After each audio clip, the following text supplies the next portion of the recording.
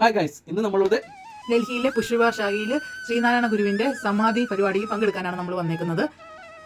ഇന്ന് കന്നി 5 കന്നി 5 ശ്രീനാരായണ ഗുരുവിന്റെ സമാധിനത്തിൽ ഒരു പ്രത്യേകതയുണ്ട്. എല്ലാ മന്ദിരങ്ങളിലും നമുക്ക് അവിടെ കഞ്ഞിയും അസ്ത്രവും കിട്ടും. അപ്പോൾ അസ്ത്രം എന്താണ് ഞാൻ നിങ്ങളെ പരിചയപ്പെടുത്തരാം. നമ്മുടെ മൂർത്തിച്ചേട്ടൻ കഞ്ഞിക്ക് അരി ഇട്ടുകൊണ്ടിരിക്കുകയാണ്. വെള്ളം തിളച്ചു. ഇനി നമ്മുടെ പാലക്കാടൻ മട്ടയരി ഇട്ടുകൊണ്ടിരിക്കുകയാണ്. ഫുഡ് ഉണ്ടാക്കാൻ വേണ്ടി ഈ ചേട്ടന്മാർ മാത്രമല്ല, വേറെയും കുറേ ചേട്ടന്മാരുണ്ട്. അങ്ങനെ നമ്മുടെ കഞ്ഞി റെഡിയായിരിക്കുകയാണ്. കഞ്ഞിയും അസ്ത്രവും. അസ്ത്രം എന്ന് പറയുന്നത് ഒരു കറിയാണ്. അവിടെ ഇരിപ്പുണ്ട്. അതേപോലെ നമ്മുടെ കഞ്ഞി നമ്മൾ രണ്ടുപേരും കൂടി അതിന് കാവലിരിക്കുകയാണ്. അതേപോലെ തന്നെ ഇതൊന്ന് തണുപ്പും ചെയ്യണം. കഞ്ഞി നല്ല ചൂടാണ്.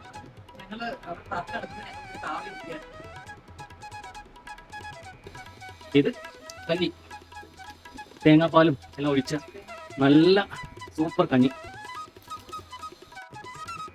കഞ്ഞി എന്തിനുള്ള കറിയാണ്. വസ്ത്രം അല്ലേ, ചിലവിടെ എന്താ പറയാ, പുഴുക്ക്.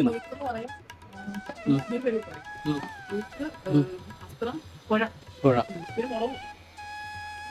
ഇപ്പോൾ ഈ പ്രാർത്ഥന നടക്കുകയാണ്. ഈ പ്രാർത്ഥന കഴിയുമ്പോഴാണ് അവിടെ എല്ലാം കഴിക്കാൻ വരുന്നത്. ഈ അസ്ത്രം എന്ന് പറഞ്ഞു കഴിഞ്ഞാൽ കപ്പ, ചേന, ചേമ്പ്, കാച്ചിൽ, മത്തൻ, കുമ്പളം, വൻപേർ ഇതെല്ലാം അവിടെ വേവിച്ച് തേങ്ങ കഴിച്ചുണ്ടാക്കുന്ന ഒരു കറിയാണ്. പക്ഷേ ഒരു വെറൈറ്റി ടേസ്റ്റ്, കഴിക്കാൻ എല്ലാവർക്കും ഇഷ്ടപ്പെടും.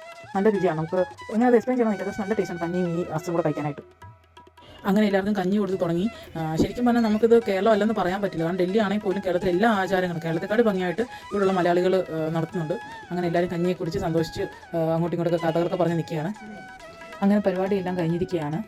ഒരു ജാതി, ഒരു മതം, ഒരു ദൈവം, മനുഷ്യന് എന്ന് നമ്മളോട് പറഞ്ഞ ഗുരുസ്വാമിയുടെ വാക്യങ്ങൾ നമ്മളെല്ലാവരിലും നിറഞ്ഞ് നമ്മളെല്ലാവരും പരസ്പര സ്നേഹത്തോടെ കഴിയട്ടെ എന്ന് ഞാൻ ആത്മാർത്ഥമായിട്ട് പ്രാർത്ഥിക്കുകയാണ്.